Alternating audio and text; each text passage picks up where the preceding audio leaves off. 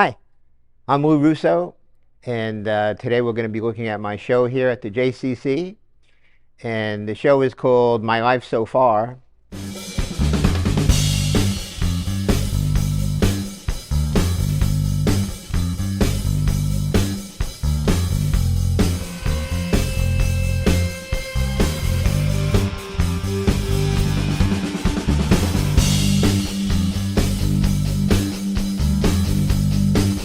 Thank the JCC for asking me to do this show.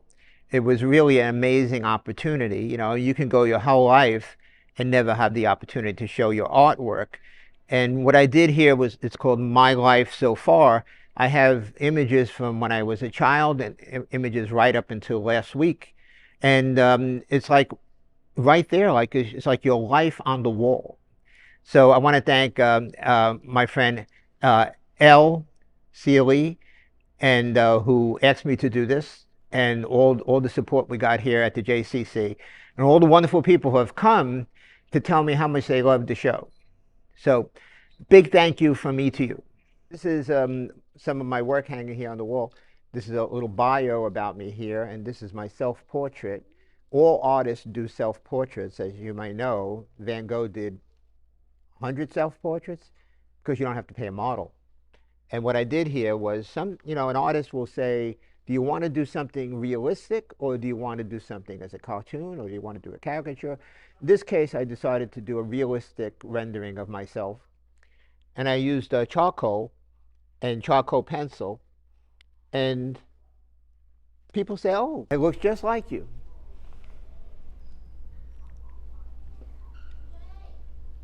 So this is Elvis. And I painted this, or drew this, when Elvis passed away. And my idea was to make his face white, as sort of a death mask idea. And I put a woman's lips kissing where his mouth would be, because it was like his fans were, kissing him goodbye, all his female fans. So this one is called Staten Island Side. This is the view from South Beach.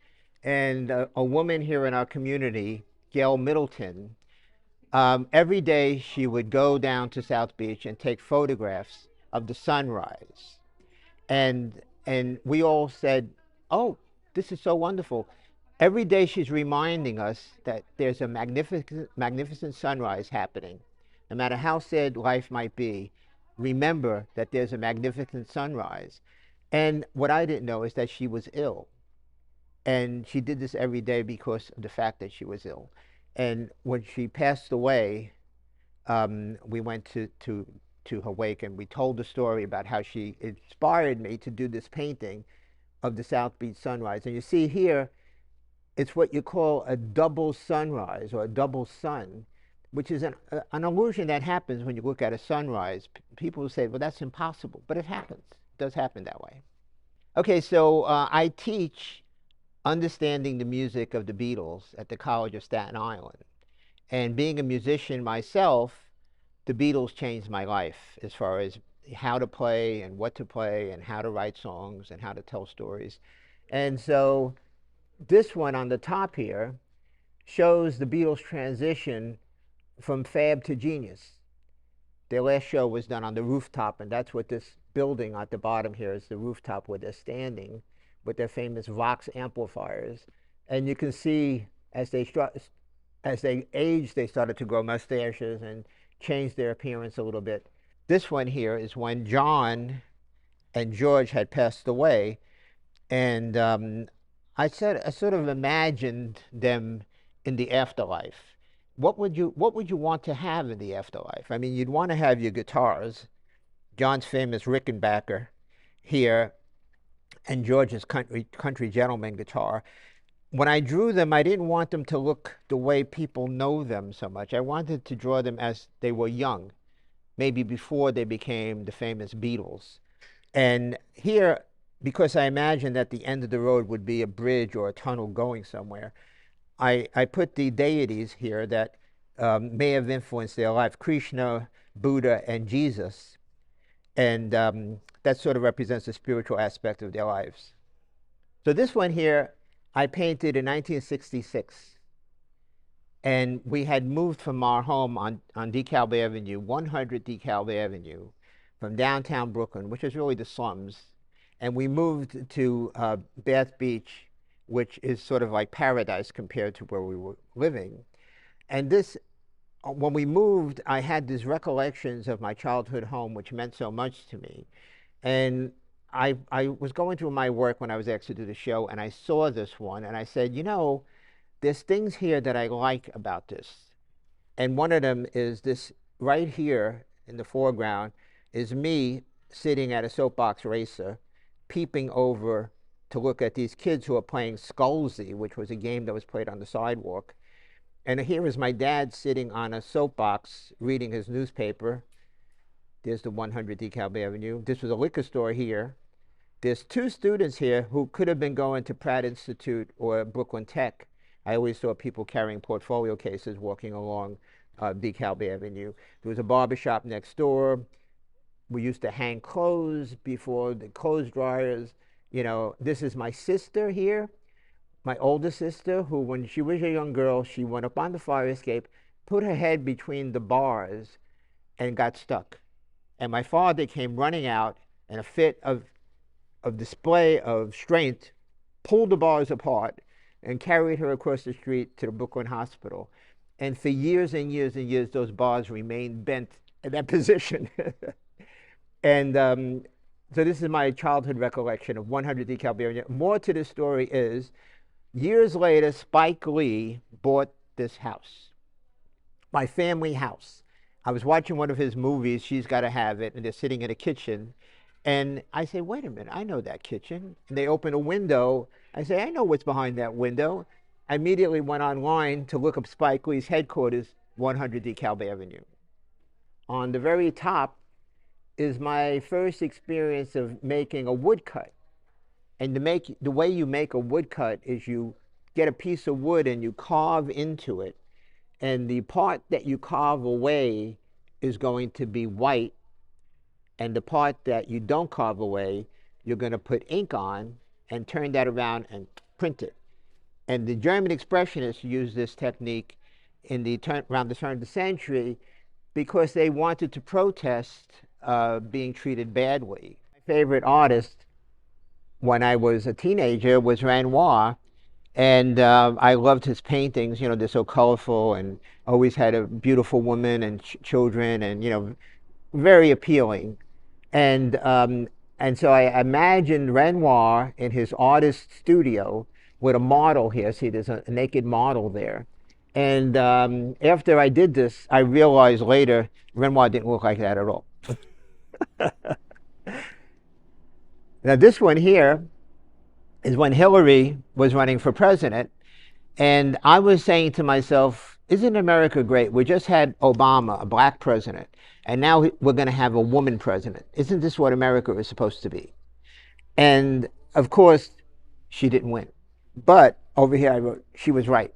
So these are the things that Hillary stood for in my mind. And I sort of looked at her as Wonder Woman, and she's standing here in a pseudo White House setting.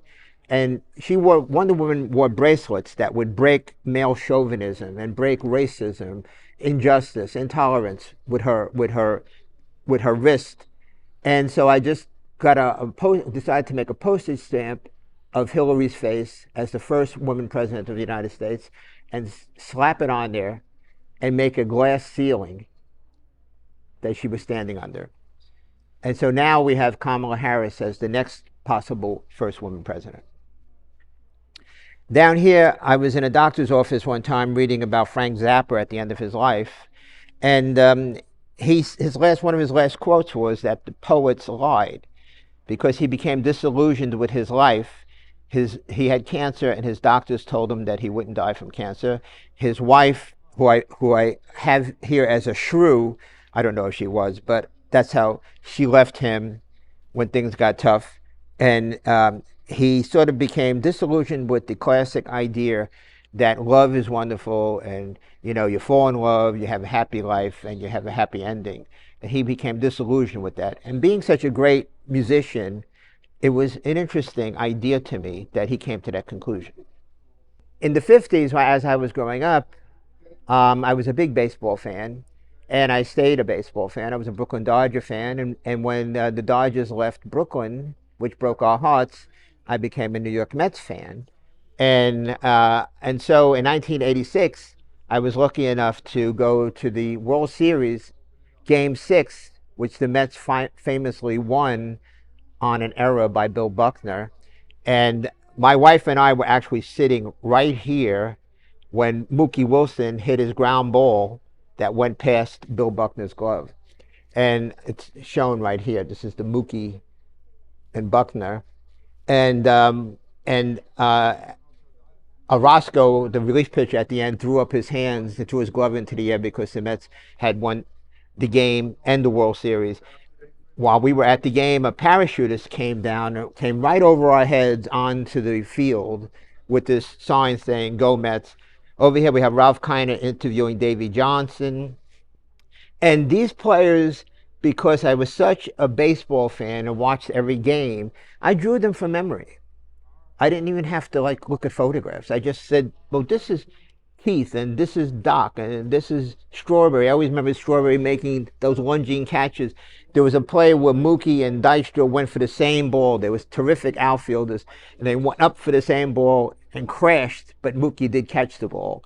And then we had Rafael Santana and Wally Backman and Knight at third base, and Gary Carter, the great catcher here. And so I loved Shea Stadium. They had painted it this reflex blue color and put in these neon signs around it. And this was 1986, so I call it Shea 86. There was the apple that came out when somebody would hit a home run.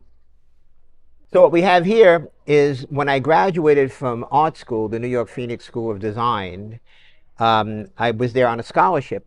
And when I graduated, the first job I got working at an agency was to do illustration.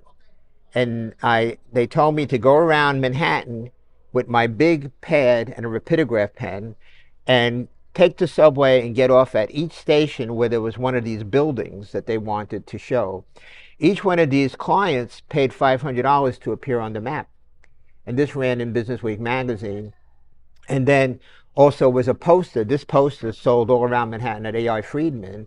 People still call me about this. They say, oh, you're the Lou Russo who did this poster in 1973. And I send them prints.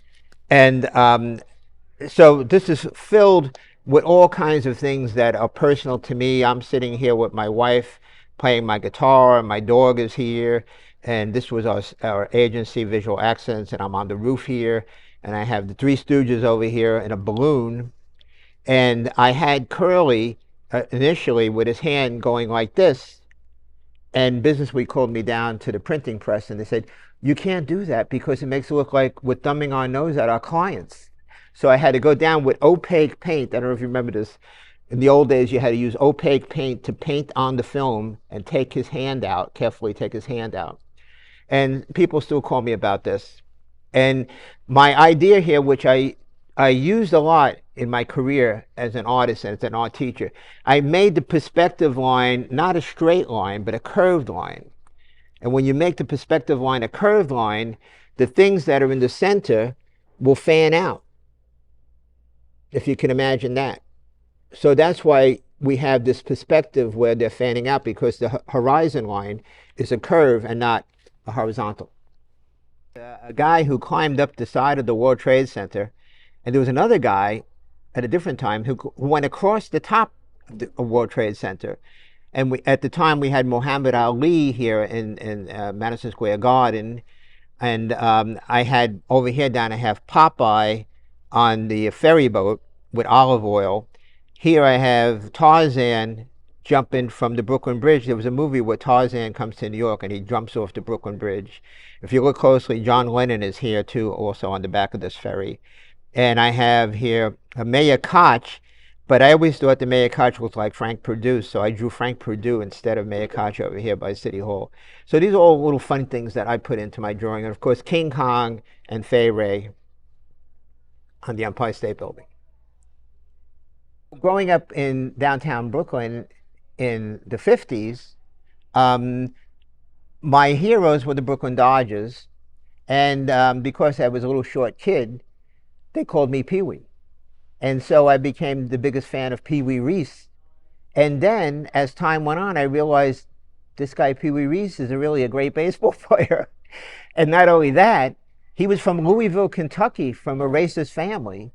And he decided to change, to evolve, and throw his arm around Jackie Robinson and accept Jackie Robinson. And when Pee Wee was coming out of the Navy in World War II, they said, you know, Branch Rickey just gave your job to a black player.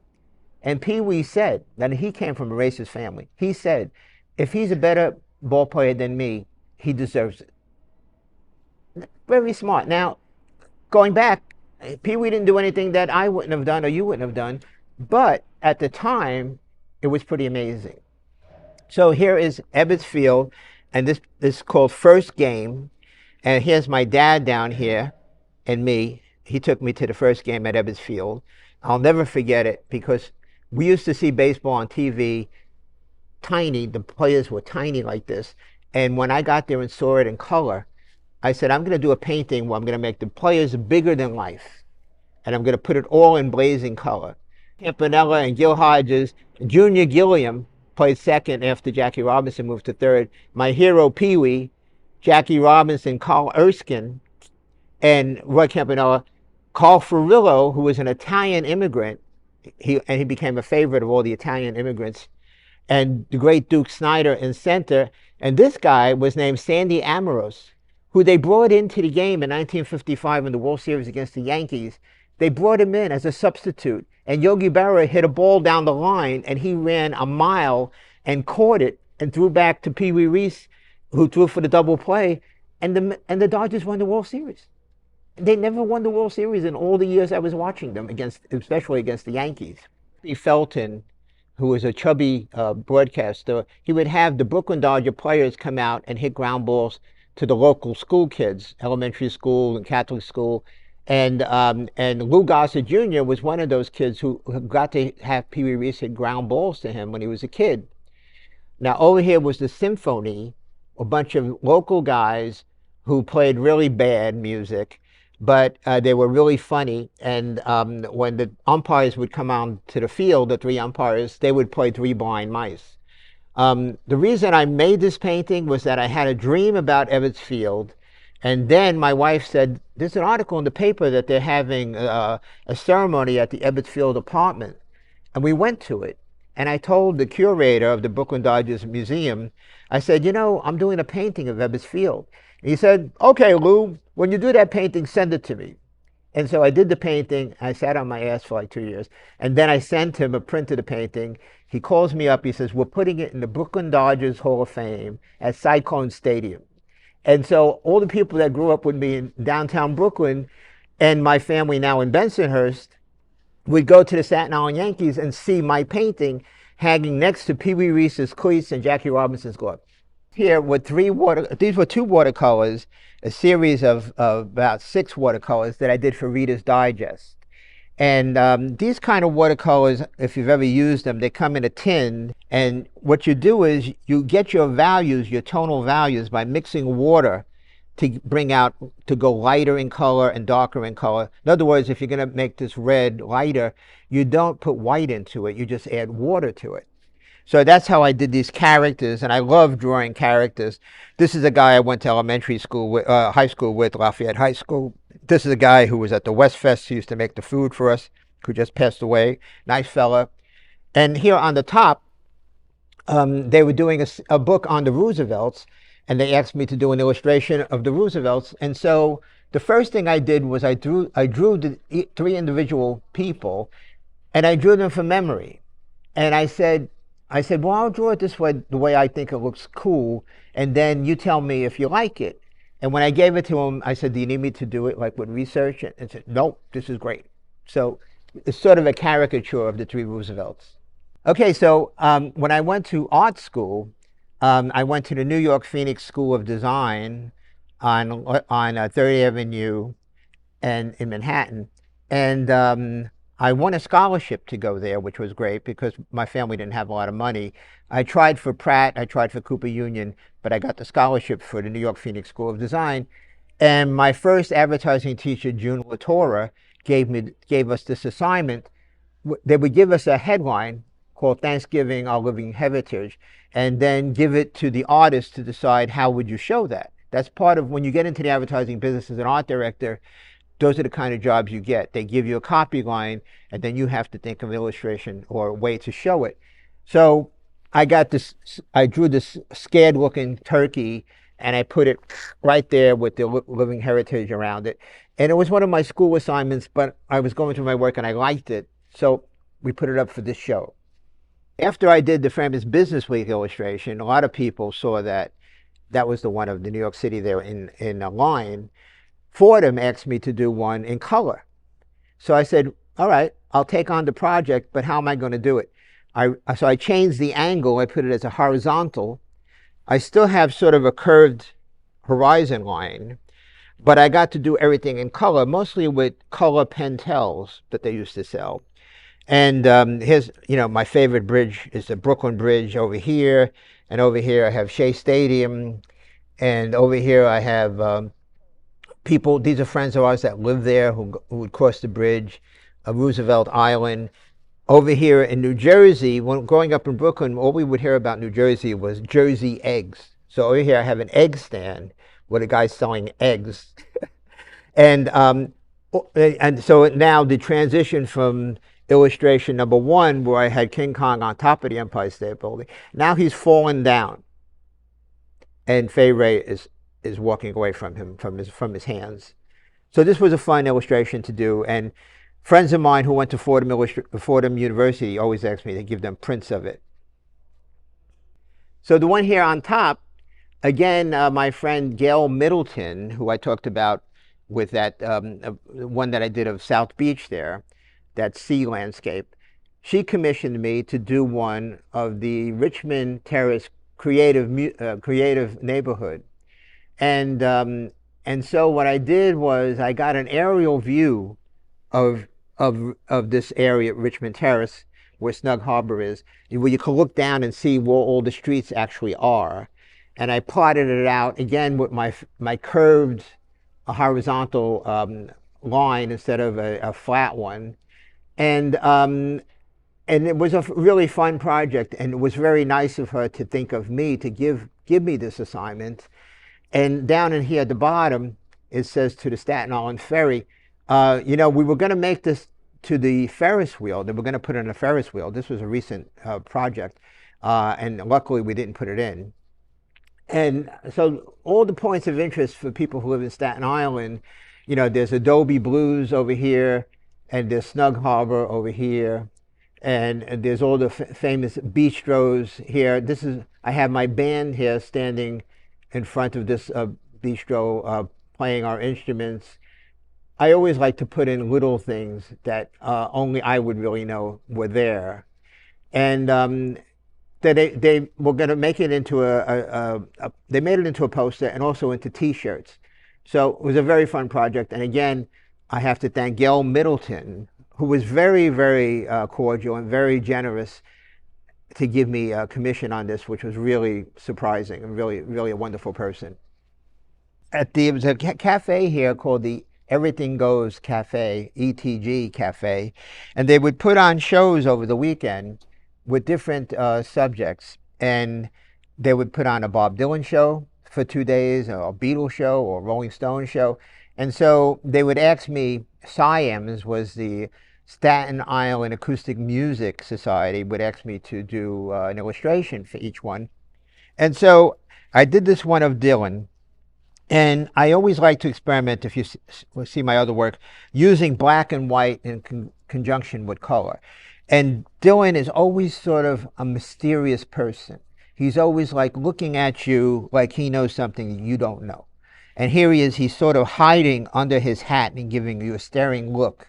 I try to draw people not the way you usually see them. So I put little Indian marks on his face too, and I gave him this big hat. And don't ask me what the greenery is, it looks like cabbage. and so I did one of these like every year we did the Dylan show, and I would change the image. So I did brought this part down in the background. I added in Photoshop, and I did a transition gradient from the yellow down here to the orange and the magenta and the purple, which sort of matches my shirt. And a lot of people love this one. People have asked me for prints of this one.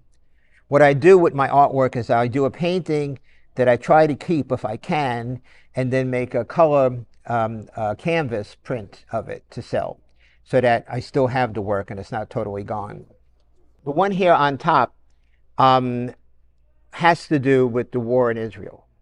And, you know, war is just awful, of course. And when you see it every day, the Vietnam War, the war now here in Israel, you know, other war that I've experienced in my lifetime, all those wars were just horrible.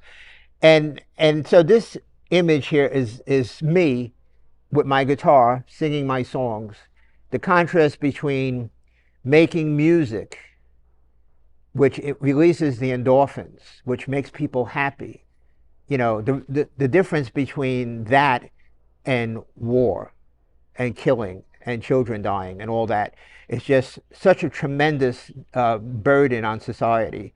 And so this is sort of my statement. It's like, I'm still going to be here singing my songs of peace and love while I know that there are terrible things happening in the world.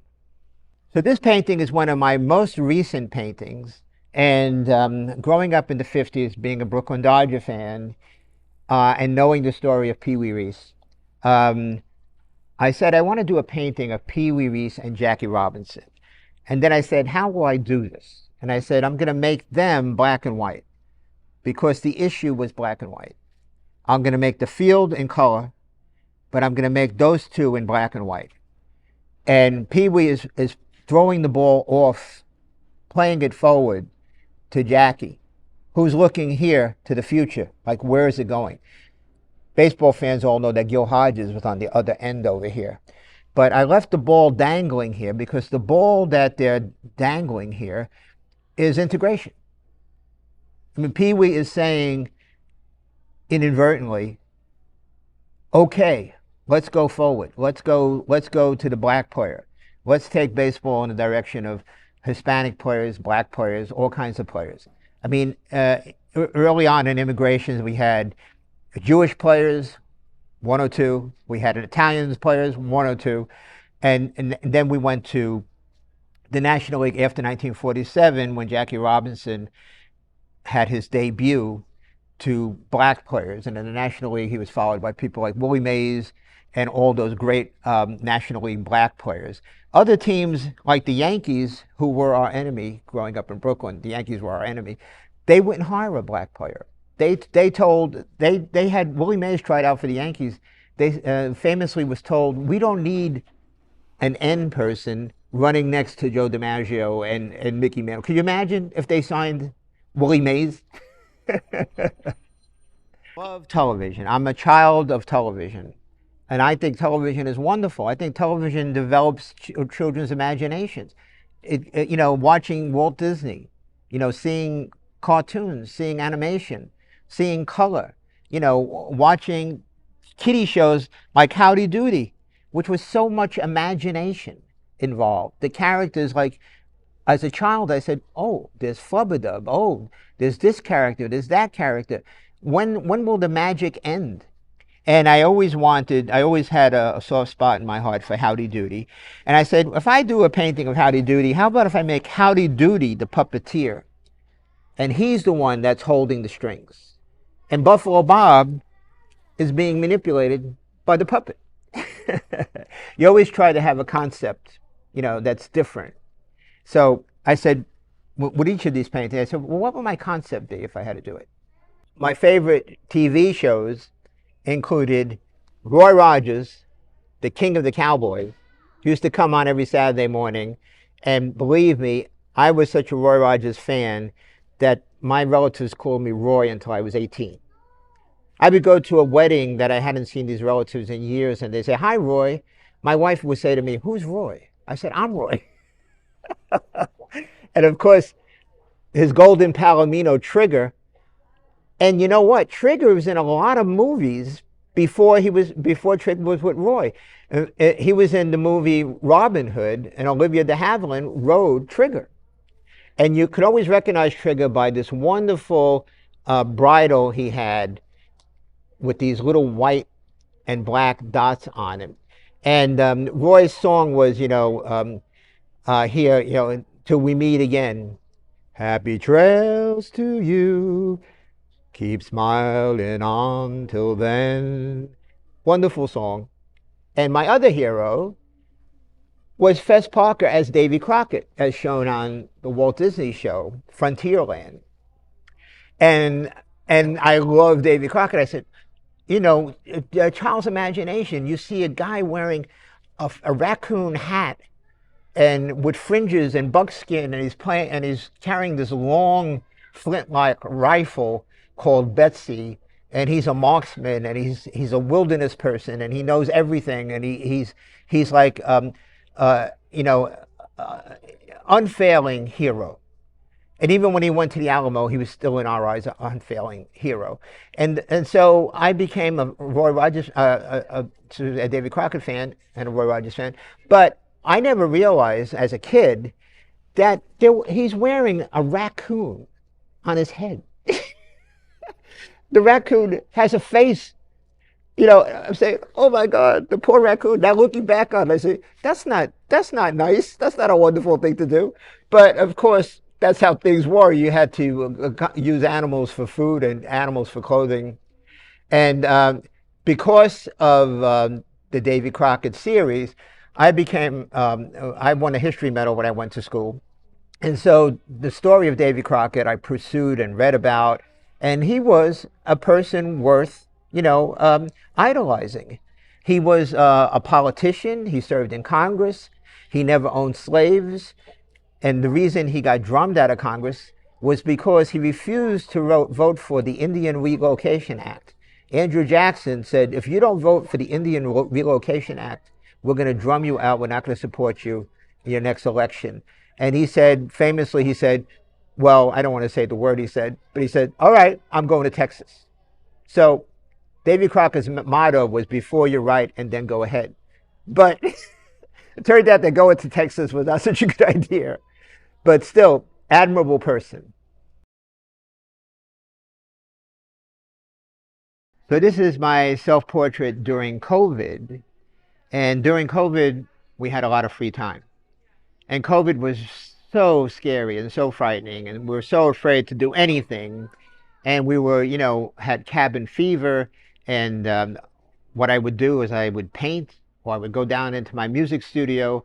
During COVID, I did 2 albums of original songs that I just wrote during COVID. And so this one is me playing my guitar during COVID.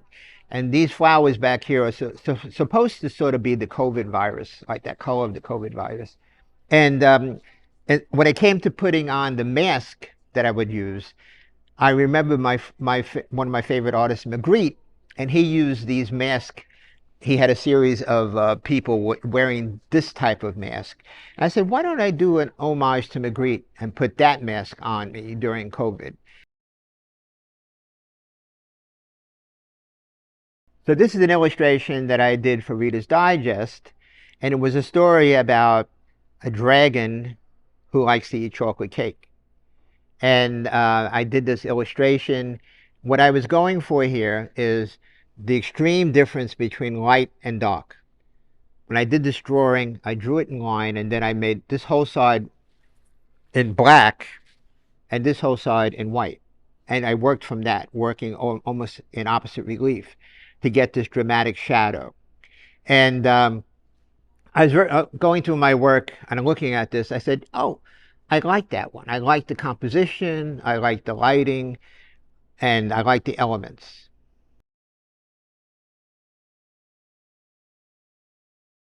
So here I am again, and this one is my tribute to black and white movies, or film noir movies. And I love, love, love the cinematography in those black and white movies. I love the use of shadow, how shadow can create a composition, how it could make even the most mundane scene be interesting just by how they did the lighting. And I always was fascinated by a situation like this where you have a gray image in the back that's flooded by light, but yet you can still see what's going on behind the light. See, like in here. And I figured that if I drew my lines of the image behind in charcoal, and then I threw white paint over it, if I did it carefully, I could make the lines show through. So we create the illusion that you're looking at a real image of a building with a flooded light here in front. And film noir is always dark and mysterious. So I saw this sort of scene here in a movie, don't remember which, and there was two men standing like this, and I just said, that is so mysterious. Like, what is this guy doing, or what is that guy doing? Are they going to break into this diner? And I said, when a person looks at this, they're going to say, what's going on? So I said, I'm going to put a scared cat here. And the scared cat has the same issue that we have. What's going to happen? The cat knows something's going to happen. You don't know what's going to happen. I don't know what's going to happen. The cat is wondering what's going to happen.